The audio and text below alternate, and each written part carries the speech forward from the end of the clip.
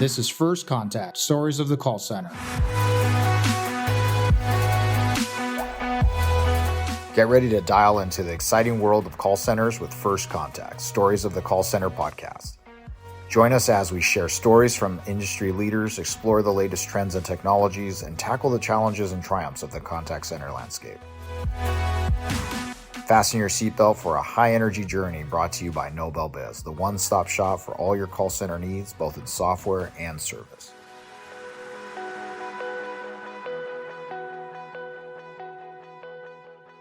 All right. Hey, everyone, and welcome to First Contact Stories of the Call Center, your go-to place for insights and stories from the heart of the contact center world. I'm your host, Christian Montes, and today we're embarking on a special journey. We're going to be kicking off this episode with a remarkable guest, Thomas Paley, the Director of Corporate Telecommunications and Contact Center Services at Hilton Grand Vacations. Look, if you don't know Thomas, he has an impressive 29-year tenure in IT management operations. He brings a wealth of knowledge in the distribution and hospitality industry. So look, we're going to have a great conversation today. We're going to dive into Thomas's unique leadership style, one that's dynamic, relational, and strategic. We'll explore his approach to mentorship, team building, and the crucial role of soft skills in the fast-paced world of contact centers. Now, Thomas's perspective is not just about leading a successful team. It's about nurturing and empowering individuals to excel in this challenging environment. So let's get ready for an insightful episode filled with lessons on leadership, personal growth, and the future of contact centers. Thomas, happy to have you here. Welcome to the show. Thank you, Christian. I appreciate you allowing me to be part of this. Yeah, look, we're really excited to have you here because we really want to talk about how did you get into this space, right? We always talk about not everybody wakes up and says, one day I'm going to be in the contact center space or where you are, specifically on the technical side of the contact center piece. So if you can kind of talk about your journey on how did you get into this space and how did you get from going where you were in the beginning to where you are now? Absolutely. It goes back, as you said, about 29 years ago. And I was between jobs. I was out searching, trying to figure out what I was going to do with my next chapter, in the next chapter of my life. And as I'm walking out of the door, the phone rings. Now, mind you, at this particular time, I'm sort of resident on my father and stepmother's couch in their office. So I don't really live there. There's no reason for me to answer this phone. But something inside of me said, answer the phone. And so I did. I went down, answered the phone, and it was a representative from AT&T who was inquiring about me to come take a aptitude. It was basically an aptitude test, an entry-level test into the company. Now, mind you, my stepmother at the time worked for AT&T, so she had been querying around, talking to some folks, and that's what prompted the call. Fast forward.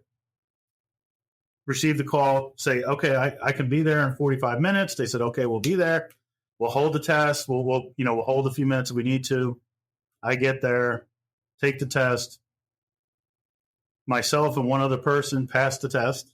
We get moved on to the next stage. And next thing, I'm interviewing for a position, low-level, entry-level position in AT&T as basically a wire puller.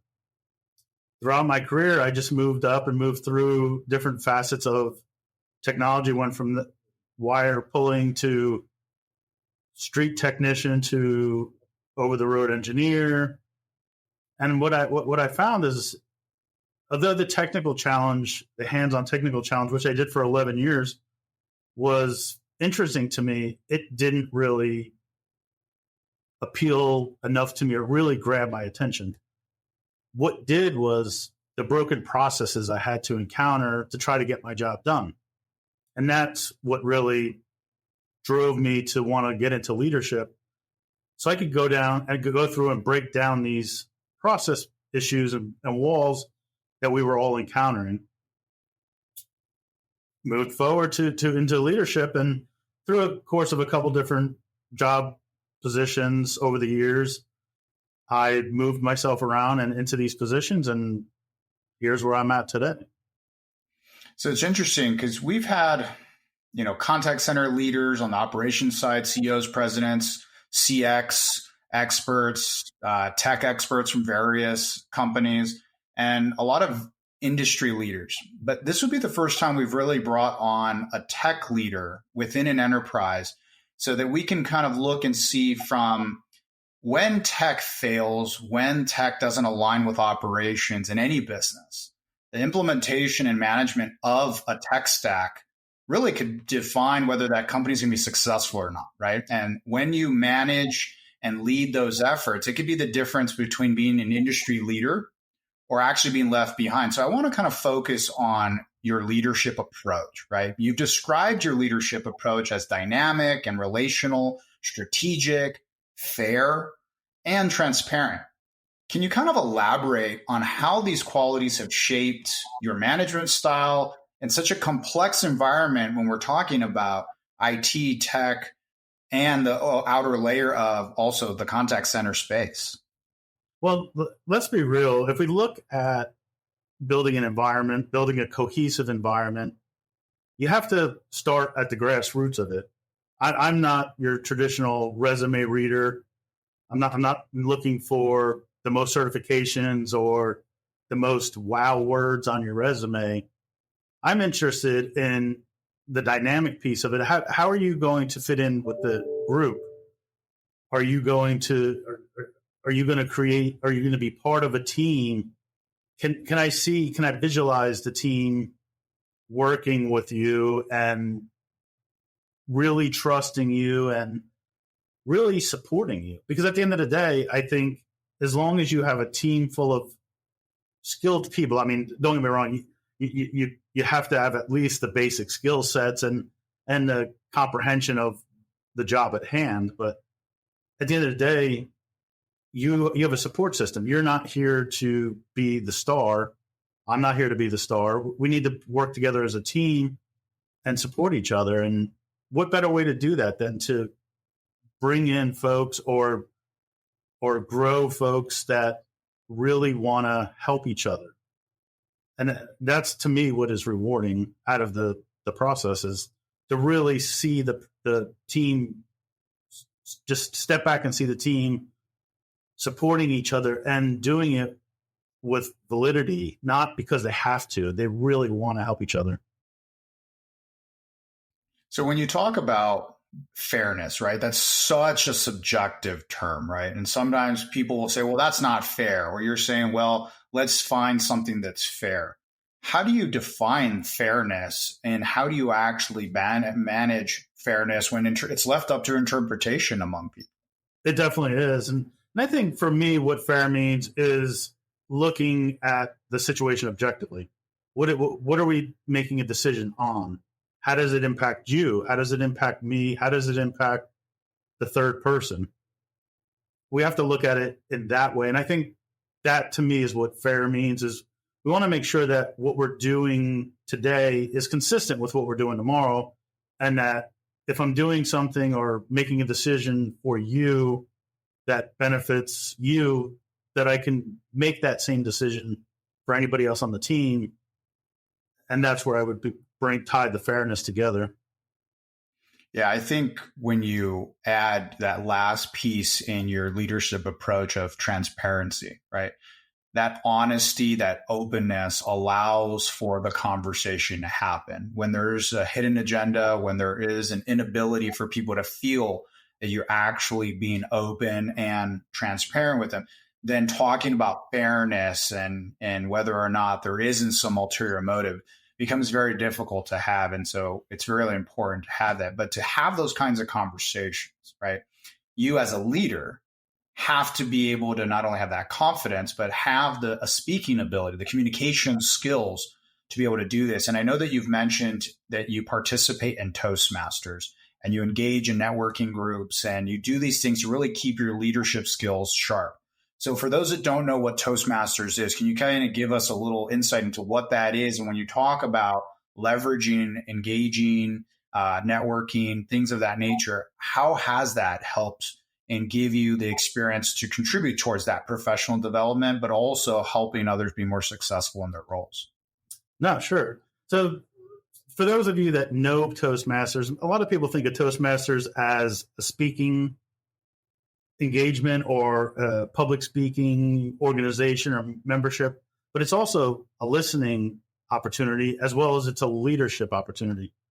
And I say that because Toastmasters involves different roles. And in those roles, you develop your leadership skills. You have officer roles within each of the clubs and organizations, and it allows you to step up even into district and area and other officer roles that can expand your skill set as well. But even on a daily meeting agenda, you're conducting yourself in a leadership fashion. You're following an agenda, you're leading the group. Each person, there's no one real particular leader, although there's hierarchy of officer roles. Everybody in Toastmasters is really a leader. They're bringing something to the table. They're adjusting to the agenda. And I think it brings the opportunity, of course, as you mentioned, networking. So now you're surrounding yourself with other like-minded folks, opening doors in other areas, maybe exchanging ideas and being able to bounce off ideas from each other. And from my personal perspective, I've sat back and observed more seasoned Toastmasters and started to figure out, well, how can I apply this to myself? How can I improve my ability? How can I improve my speaking ability? How can I improve my leadership ability? And it's through the opportunity to not only work with, but also observe other members. And from there, I've actually found myself so interested in Toastmasters. I'm actually part of 2 different Toastmaster clubs and active president of both. So I really embrace it, enjoy it, and I promote it and socialize it and encourage all my teammates to at least entertain the opportunities. Well, it's interesting how a lot of people talk about their fears. And one of those top fears that we always hear about is public speaking. And it's interesting that whether or not you're an introvert or extrovert, the concept of having to structure your speech and to have a purpose and to do it in a methodical way is really important in communication, not only with your staff and with customers, but also for you to be able to refine that tool, right? That communication tool set that all of us have. And some of us are more refined than others. And so being able to conquer that fear of public speaking and then internally being able to, how do you better communicate with your staff is important. So do you see, and have you seen that over time, since you've adopted this, it seems like you've been doing it for a little while now, that you have not only gained the benefit of better communication, but have you seen other things that have benefited in your leadership style or approach from it? Or is this something that you started and you're just like, hey, I like this, so I'm going to keep doing it because of whatever it may be? No, I definitely see the benefit. I mean, as I stated before, listening is one of the key components to being a Toastmaster. So that in myself has helped me be a better listener. Need to hear what my team is expressing and keep your ear to the ground. I think that's often a lost art in leadership, is you have to really listen what's happening and make adjustments before there's a problem. And I think you can do that as long as you're transparent and you're, engaged with your team or teammates or peers or whatever. You really just want to make sure that you're not only speaking, but you're listening. And as I said before, it brings in the leadership pieces of it. And I think Toastmasters itself, in the structure in which it happens, you have a dedicated amount of time to do your speech. You have a dedicated amount of time to perform your evaluation. There's a table topics portion of it that is designed to really put you on your heels in an impromptu situation. How do you apply this in real world? You think about it, you're in a meeting, somebody calls upon you. You're not necessarily prepared for the topic. You have to think on your feet. So it definitely helps refine you, which I think once you become confident and you feel comfortable in that situation, you can make better decisions. If you're nervous and you think, like you were saying, uptight maybe about speaking or doing something, you're not making good decisions because you're too focused on trying to get through the event. Running a contact center these days takes a great deal of courage and fortitude. NobelBiz would like to salute the contact center community for not giving up and working hard to drive their businesses down the road to success. As the promise keepers of the industry, our goal was to provide one of the most versatile and cost-efficient omnichannel solutions on the market. NobelBiz Omni Plus is a cloud contact center software that gives instant access to a full range selection of channels, from voice calls, two-way SMS, email, WhatsApp, Twitter, Telegram, among others. Our solution offers complete control over the externalities by switching from an on-premise technology to a cloud-based solution in just a matter of hours. Get integrated compliance support, advanced reporting, seamless agent and supervisor dashboards, and many more performance-enhancing capabilities, all in just one product. NobelBiz Omni Plus, the future-proof solution for scaling contact center operations. Learn more about NobelBiz Omni Plus at www.nobelbiz.com. Yeah, I love that because there's so many times that we're just so ready for us to talk or to answer or to say that next thing, right? And whenever we think about that, we're actually so focused on what we're trying to say that we're not listening, like you said. We're not really invested and present in the moment of all the things happening. You can miss very important cues, very important bits of information, or the fact that you were just called on in an impromptu scenario. And now you're like deer in headlights. Like, wait, me? You talking to me? Right. So I can totally see that. And so it's interesting how we talk about that form of leadership. And I know throughout your career, you've really talked about mentorship, right? And how mentorship has played this significant role in your career. How has been both being a mentor and a mentee influenced your approach to how you build your teams, how you lead your teams from that perspective? Well, I'll start with the mentee piece because that's really, I think, the foundation of who I am, both personally and professionally. I had a really incredible mentor early in my career, and he really taught me. I should even step back. I've had two, I think, mentors in my life that have been impactful. One was my high school football coach, who really taught me more than football. He taught me how to be a man. He taught me how to be a father, how to be responsible, have ownership, things of that nature. Fast forward a handful of years, I was probably in my early to mid 20s, and I encountered my next mentor, who really shaped me. He really gave me the tools I think that I have today that I was able to build on for today to be what I'd like to think is a successful leader. And that being is he was a hard nosed, had high expectations, but he was fair. The more you gave, the more he gave.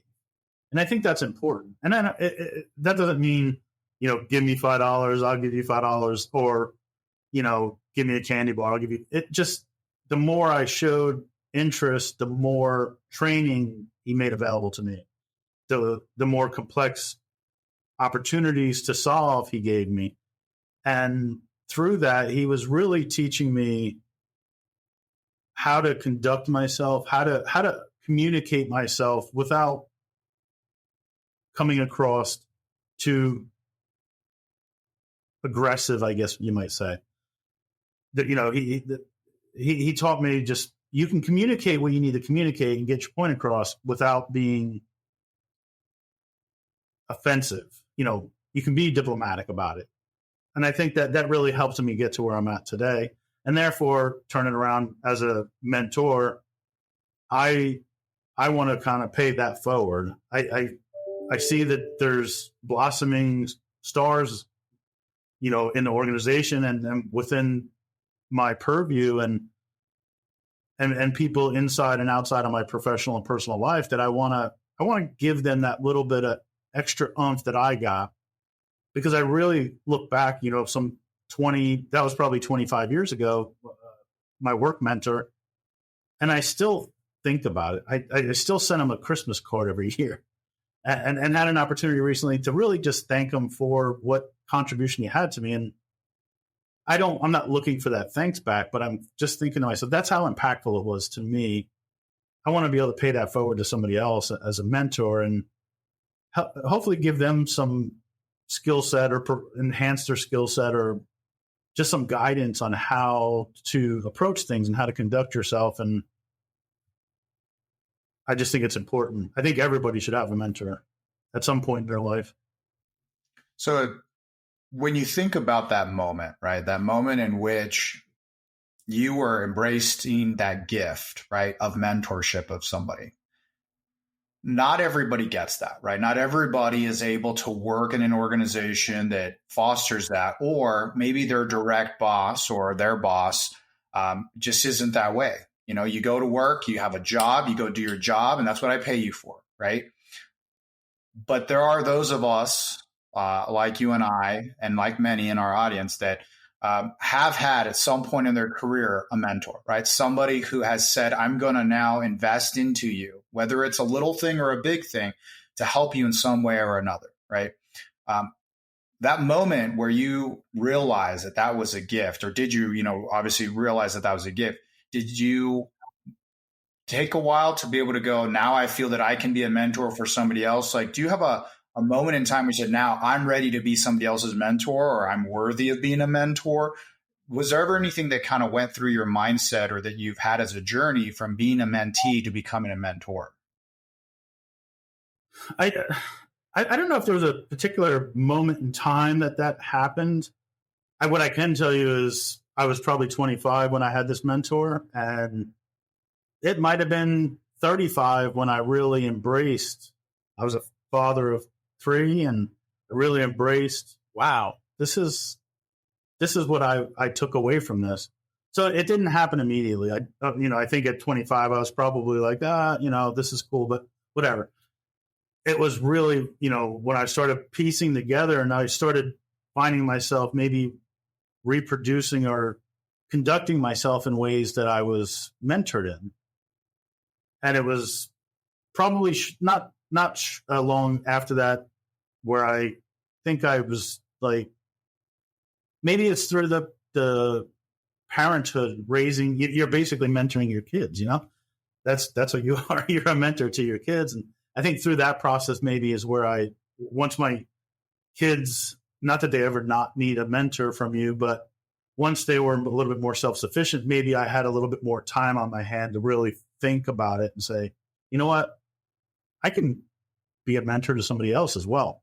That's not my family or my kid. Any advice that you'd give for someone who could benefit from a mentor, who doesn't have a mentor, is in a situation where it's like, yeah, this person would never mentor me?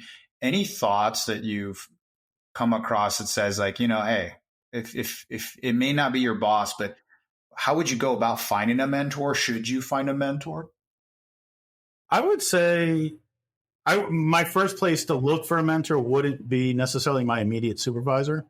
It happened to be in this case, but I've had other mentors through my life that were not. And I think if you don't have a particular person in mind that I think as a mentee, you might look around and say, I really like what this person's doing. I'd really like to kind of get more information or something like that. That's, as a mentee, you might approach that person and say, explain your situation.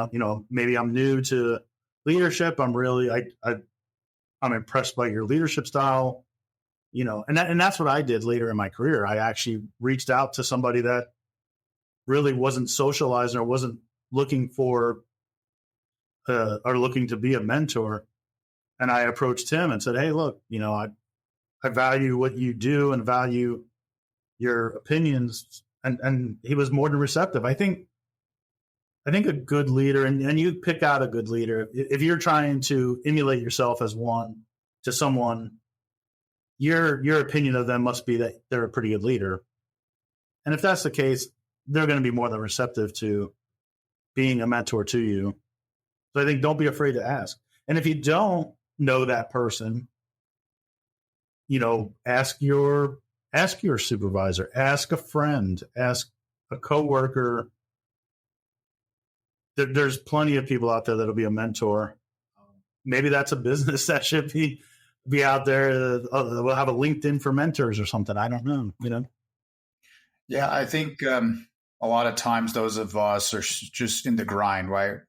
We go to work, we do our thing, and there's those of us who say, I want more. And what does more look like? And so sometimes being able to identify that more is maybe asking for help, finding a mentor. Maybe it is that search of always being a student. And so finding that balance, if you're lucky enough to have a mentor, you may not realize it, taking everything you can to really benefit from everything they can provide you as a gift. And for those of us that may not have a mentor, then, how do you go about finding one? And one of that is asking, right? Asking for introductions, asking for help. I want to go back to something you said earlier. You had mentioned something about, hiring for team cohesion, right? And, you could hire a superstar, but if that superstar is oil in your water and taints the whole thing, then that superstar really doesn't lift your team. It actually could hurt your team. So when you're actually hiring throughout your career, when you go to hire people, when you look for people and you said, hey, this is person, how would they work with that team?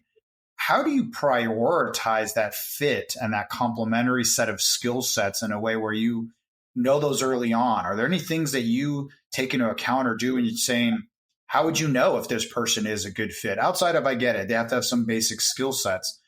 And do you have any examples in your career where you've said, yeah, this hire or this person that was brought in for a role, obviously no names, how that actually positively impacted projects or how your team grew or things of that nature?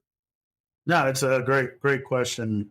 I think there's a couple different things. One, again, I'm not a resume reader in the sense of I'm not going to hire you based off of all your credentials without there being a cohesive environment. And you picked up on that point where it can go bad is you can hire a well-accoladed person, superstar, but if the personality dynamic is off, it will create a toxic environment and you will drive off other good employees. And I kind of think about it when you correlate it to sports.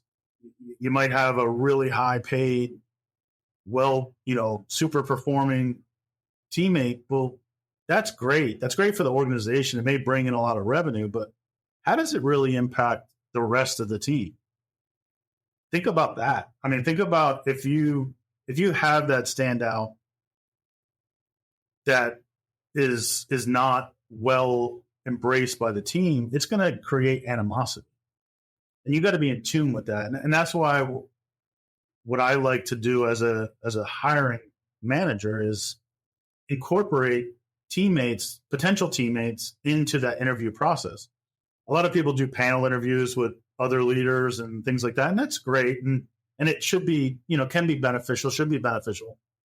But at the end of the day, who is this individual going to work with? Those are the folks that really need to be part of the hiring process. Not only does the team themselves, I think, appreciate the fact that they're part of the process and part of the decision-making, you have to empower them to be able to provide feedback. And in fact, they're helping you make that decision. At the end of the day, they have to work with these people. So you need to make sure that it's a good fit. And I think a good example of this is I had hired somebody many years ago, and it was, I think, kind of along the lines of what I was just explaining. Was a good qualified candidate, probably not the most qualified, definitely not the most qualified candidate. And there was just something about you ever get that spidey sense of, there's somebody, you just know that they're a genuine person. And I mean, we're talking, this is 10 plus years ago. So I did just as I explained. I brought in a potential coworker, young lady that was working on the team. She was part of the decision-making process, part of the interview process. And after we had a scheduled 1 hour interview, I think it went for like 2.5 hours. And I remember he was just sitting there sweating and he's just rubbing his forehead. But he was just a genuine good guy. And when he came into the team, he made an immediate impact. Everybody loved him. He was great to deal with. in contact center space, you're really in technical contact center space, you're dealing with end users. You're the face of, in some cases, maybe the face of the technology department, because you have the most face-to-face interaction with the end users. And that's where it comes in important when you have a good personality to express that out. You're getting all this feedback from the end users, great experiences. That this young man was just phenomenal. Had so much great feedback. He, in fact, still works at that particular employer where I had hired him at. And through his career, he's been promoted a number of times, both through me and after my departure. And it just exemplifies what a great person this was and how impactful he was to the team. It's so cool to think about the idea that personality outside of just your skill sets can be such a differentiating factor in your ability when you're working with other people, right? Do you become additive or subtractive to a group, or are you exponential to that group, right? And how you can engage them and they can engage you, whether it is end user focus, customer focus, cross teams or internal team, how that right mix of people, right, can really add up to something really great. And I just think about recipes, right? Recipes aren't usually made of not all one ingredient, right? There's usually a mix of different ingredients at different amounts and at different stages, and done correctly, you can have a fantastic outcome. And I know that you really talk about this idea of soft skills, right? You emphasize how important soft skills are over just hard skills. And in your experience, you really have talked about how soft skills as communication and emotional intelligence really play this critical role in success in your teams. Can you kind of talk about soft skills and emotional intelligence and how that really is so much more important than just hard skills alone? Absolutely. I mean, when we think about soft skills, I think about self-awareness. I think about how you communicate both verbally, written, body language. Body language is important. You can communicate a message through body language, and your words could be saying something differently. So it's super important. I think the ability to, or willingness to want to learn, to want to be taught something new, to interact and be free to make a mistake. I think those all kind of lend their hand to the soft skill piece. I think just not focusing it holistically on, can I write this code, or can I, do I have 20 years experience? And I think you even see that in most resumes, that it says bachelor's degree, master's degree, or equivalent experience. So I think that kind of brings that into play, where it's not all the certifications, it's not all the hard skills. You can correlate that to the difference between soft skills and hard skills. Is hard skills being your bachelor's degree, soft skills being maybe that's your equivalent experience. What else do you bring to the table? There may be different components to it.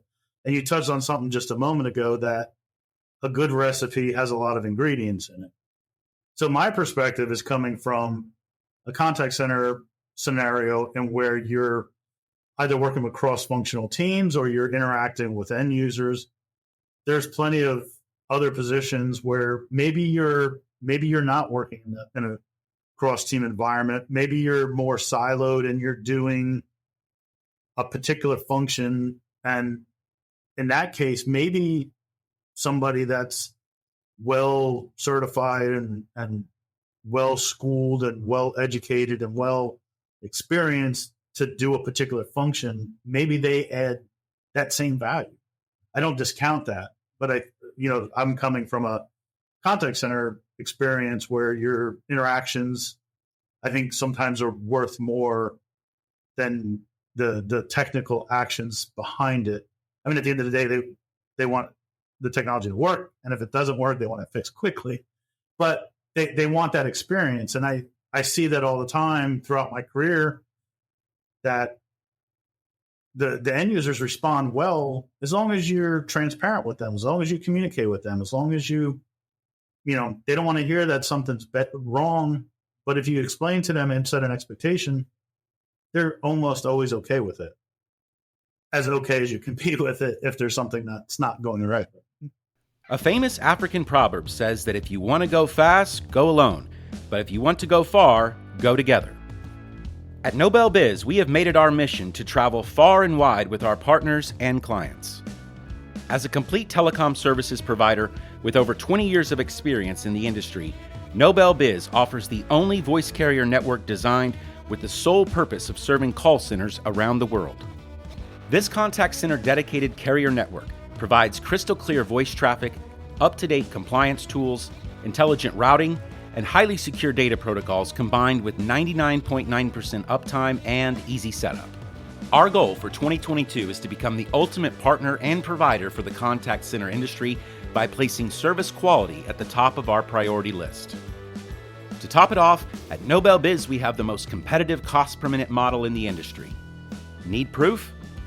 Reach out to us and learn more about the NobelBiz Voice Carrier Network at www.nobelbiz.com. Yeah, I always think about, like a surgeon, right? And it's like you have two choices: the really nice bedside manner surgeon who's okay, or the one that's the best but horrible bedside manner. And you go, well, they're not going to be my friend afterwards. I hopefully don't have to see them again. So I want the best. But I sit there and I go, why can't you have both, right? Why can't you have someone who's really good at what they do and they're able to make you feel comfortable knowing how you're going to be engaged through that process? And maybe it's not that individual. Maybe that individual knows their weak spot and they work with others to fill in that gaps. And so as a leader, right, knowing on that tech side that, yes, you have to have the skill set to be able to do something right and do it quickly. But are you also able to understand that the end user may not be technical? They may be operational, maybe a user. They may not know how to speak your speak. And how do you then take things like what we've talked about in emotional intelligence to be able to say, how do I now engage in this situation and not just treat everything transactionally? So from a leadership perspective, how do you leverage and integrate emotional intelligence within teams if they don't have it, or you just say from day one, they got to have it, you can't teach it. And if they don't have it, I got to only use them for roles that don't require it. No, I think in that case, what you have to do is you have to understand how, I always hear the term, treat people like you want to be treated. Let's not treat people like how you want to be treated. Treat people how they want to be treated. And I think understanding part of emotional intelligence to me is understanding how do you need me to communicate with you? How do you need me to interact with you? How do you want me to speak to you? How do you, how much information do you need from me? Input. I have experience with many different folks, both currently and in my past history. One person needs a lot of engagement. You kind of have to walk through the process, and maybe you do it. Maybe you have to walk through it twice. And then you have other people that tell them what needs to be, tell them the end goal and don't tell them anymore.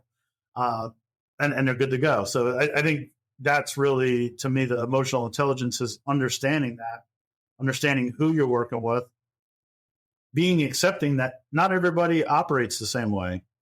Although you may have a preferred way of doing things or a preferred way of interacting with somebody, but at the end of the day, we're all humans, we're all individuals.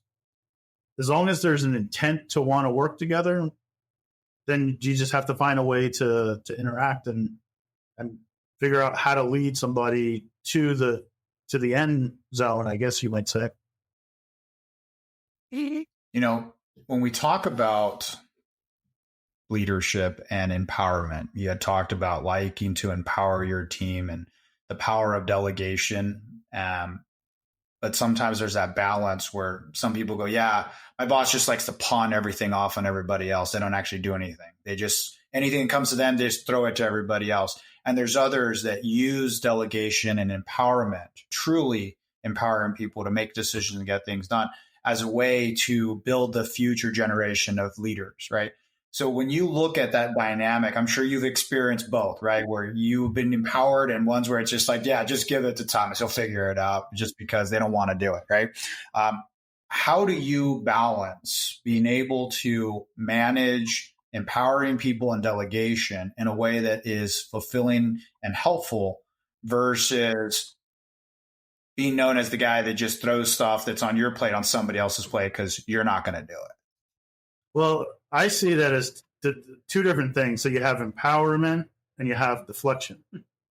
I think deflecting is when you throw it off onto somebody else's plate and walk away, and maybe you're the one getting yourself involved in whatever that new shiny thing is and being in the spotlight. Where I think empowerment is doing just that, empowering somebody to make a decision, provide the input, evaluate. And I think as a leader, where the deflection versus empowerment changes is, if I'm going to empower you to do something, I need to be there to help guide you. I need to be there if you need to bounce something off of me, provide input, do it. I need to provide a follow-up to you. Stay engaged.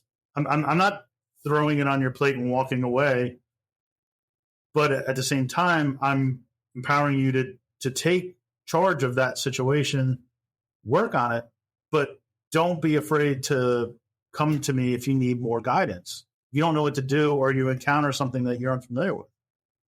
I think about the term people use all the time is, oh, my door is always open. And you see that or you hear that, but then you see that the door is always closed. Physically, the door is always closed. And with the exception of this discussion here, my door is traditionally, even if I'm on a meeting, unless it's of a sensitive nature or confidential, my door is open. Because I want people to know my day does consist of meetings most of the time, but I want them to understand that my door is open. It really is. Maybe it's cracked open. You can at least peek in and say, wave your hand. I want you to feel welcome to come talk to me, because otherwise I've just deflected a task to you. I didn't empower you. Yeah, it's interesting how much you can scale when you know how to properly delegate and you've empowered your team to make decisions.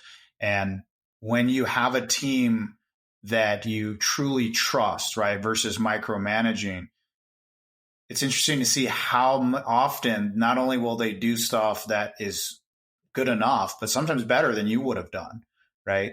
And a lot of times you don't actually have to sit back and say, no, this is how I would do it. You go, wow, this person actually was most of the way there or all the way there.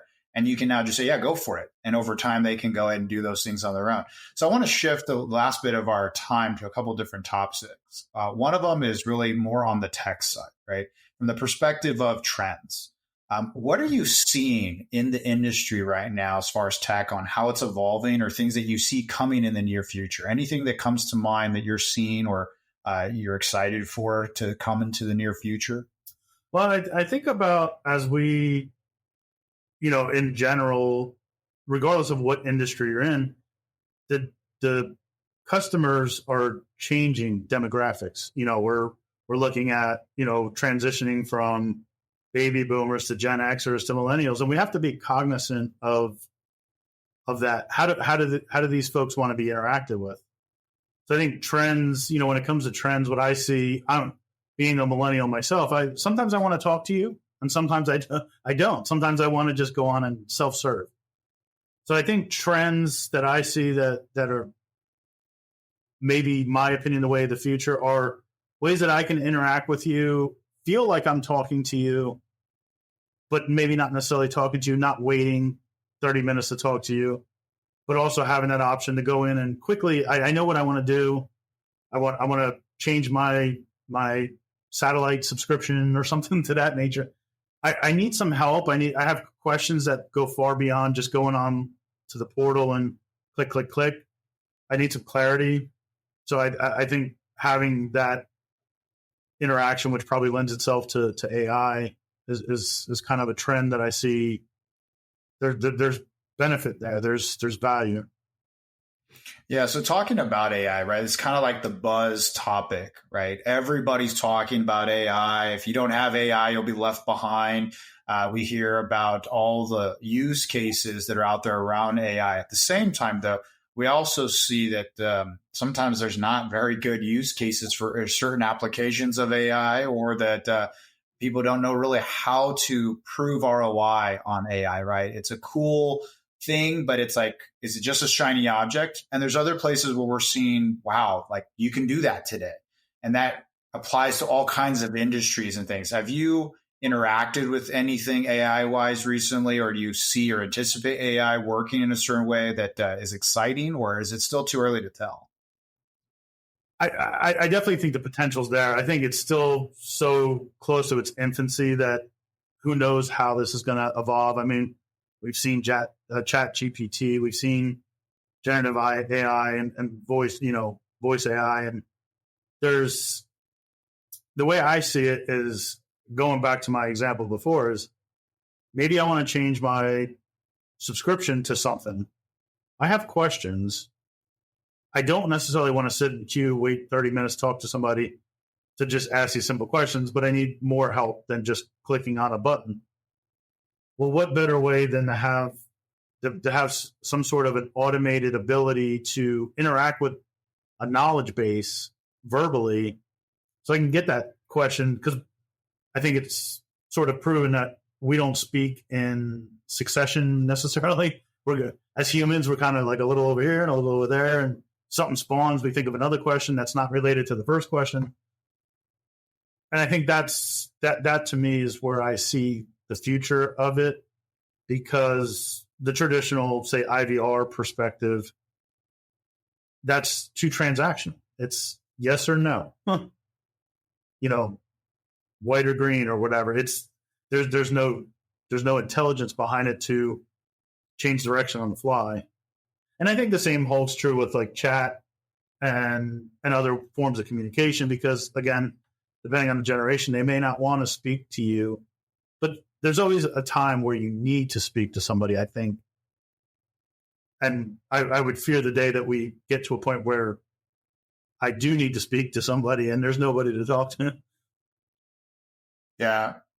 Time is one of those things, right? That it's finite for many of us, right? And, we in a day only have so many hours and minutes to do something, and we don't like to waste them, right? We want to make sure that they're used as best as possible. And so then how do we find that intersection between time efficiency and really good outcomes, right? And we strive for that, hopefully. And for those of us that are in a world in which you're just so efficient, where you only give an email and that's it, and it takes 5 days to get a response, right? You may be pissing off some people. You may not have those customers anymore. Maybe your value proposition is good enough for that.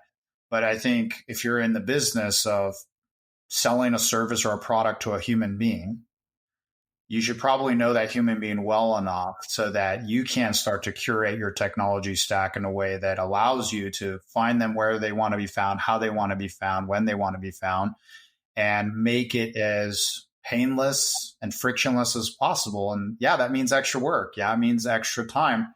But it's kind of that old saying of slow down to go faster. Well, if I take this extra time to know you and I can answer your question the first time you come, it's better than over the next week you calling back 3 separate times and hating my guts for it, right?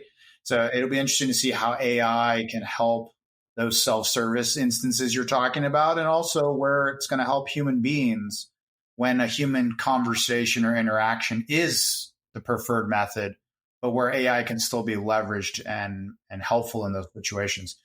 So when we talk about, go ahead. I was going to say, if I could add on to that, I think it lends its hand back to what I said earlier is,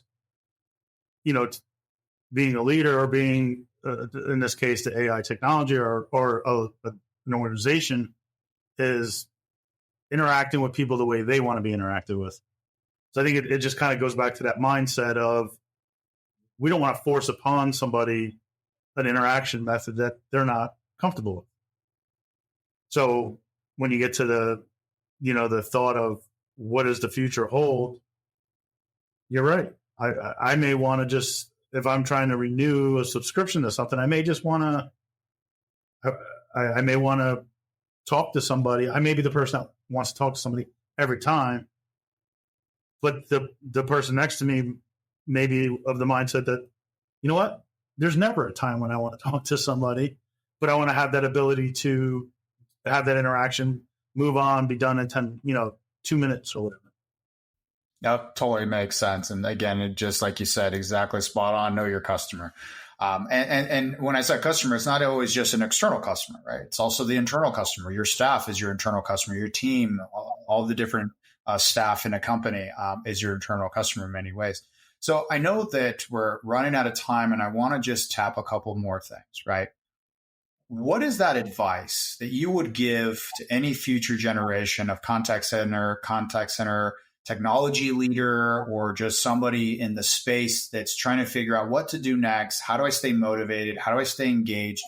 If you're here now, what encouragement or advice would you give that next generation who's going to become potentially the next future leaders in our space? I would say stop for a moment, just take a step back and look at your leadership style holistically. Don't be focused necessarily at only the task at hand, but how do these decisions you're about to make impact the company, the organization, the team, the customer? And I think most importantly is you need to make sure that you dedicate yourself to creating an environment and where you're truly embracing everybody on the team, everybody you're leading. You want to take the time to get to know them on a personal level. And mind you, that everybody wants to interact differently or said a different way. Maybe not everybody wants to get down to the same personal level. So you have to be able to be self-aware of how engaged does this person want to get, or how personal does this person want to get. But what I've found in my career is that people appreciate that, especially when it comes with authenticity. You want to really get to know somebody. What makes somebody tick? It's not about, oh, you're a good employee and you do a great job and I enjoy talking to you for 5 minutes at the water cooler.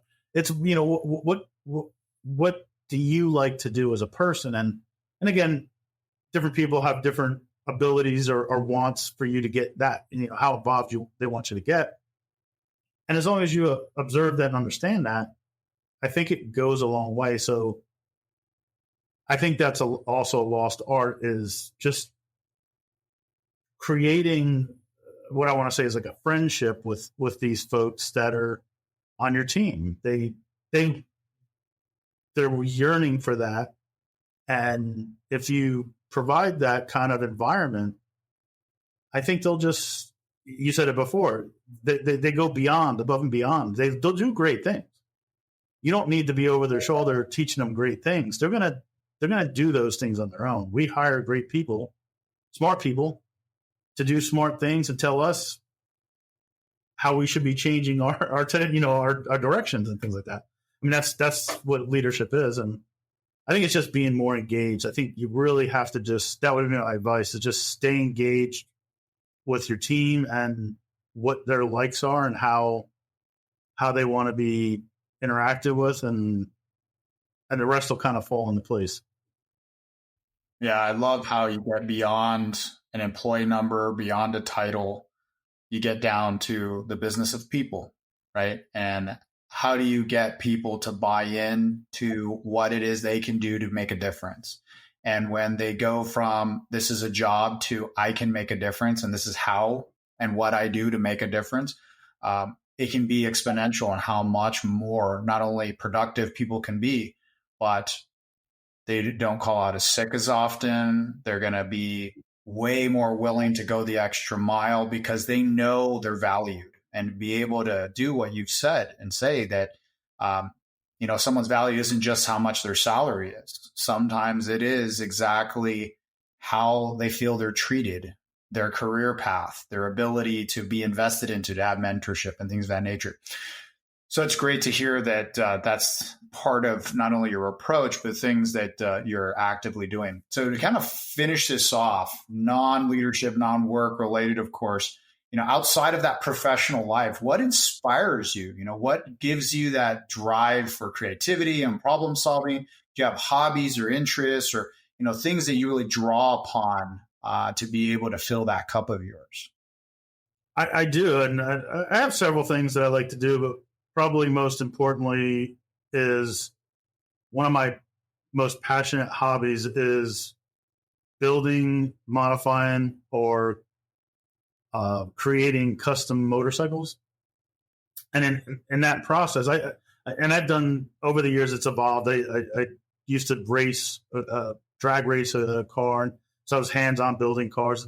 To me, that is therapeutic. And my current state with the motorcycles, it's therapeutic. It's my way of just going in, decompressing, or as I refer to it, defragging. I guess that's a technical aspect of it.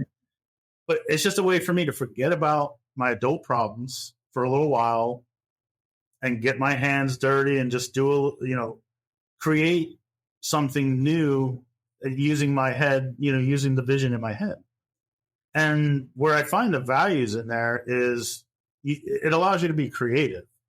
I can tear down a bike to scratch, which I've done many a times, modify the frame, modify the parts, replace the parts, get different parts, make my own parts in some cases, and then create this structure or this bike that looked nothing like it did when I tore it apart. And it gives me that creativeness. It gives me that problem solving because not everything pieces together. When you're doing something custom, it almost never comes together easily. You have to find a way to put the puzzle pieces together. And to me, I find that enjoyable. And that's what I do in my pastime when I'm not riding roller coasters. Well, having something that you can invest into to be able to have that sense of accomplishment, but also feeling you have the freedom, right, to be able to manage things as you want and to get that creativity going out is great. So look, there's going to be people that want to connect with you. How do they go about doing that? I would say the best way is connect with me on LinkedIn. I'm up on LinkedIn. I'm there. If you want to reach out to me, just shoot a message in your connect request and just let me know that you saw this podcast and you have an interest in connecting with me from there. Perfect. So obviously, if anybody would love to connect with Thomas, search him out on LinkedIn. I'm sure when we post all of this stuff, you'll have your profile available to easily get to you. So we appreciate you coming on. Thanks so much for joining today. And look, for everyone who joined, appreciate all the time that you give us. We know you can spend it elsewhere. That's really going to be a wrap for today's insightful conversation. And obviously, when we talk about the dynamics of leadership and personal growth, think about Thomas and all things he talked about. And if you want to talk to him further, please reach out. So to our listeners, again, thanks for tuning into First Contact Stories of the Call Center. Your support and engagement has been amazing, and we really appreciate it. And if you do find value in this, please tune into our next episodes, and don't forget to subscribe and share with your friends. Stay tuned. Have a great one. Thank you for joining me in this episode. If you're loving the content, make sure to hit that subscribe button on your YouTube channel for exclusive clips, webinars, workshops, and bonus materials. And if you're an Apple iTunes listener, we'd greatly appreciate a 5-star rating and review to help spread the word. On our YouTube page, you can also leave us feedback, comments, and suggest future guests that you'd like to hear from. For even more valuable insights and information on the call center world, visit NobelBiz.com and access our on-demand webinars. I'm Christian Montes, and thank you for tuning in to another episode of First Contact Podcast. Stay with us for the next exciting chapter.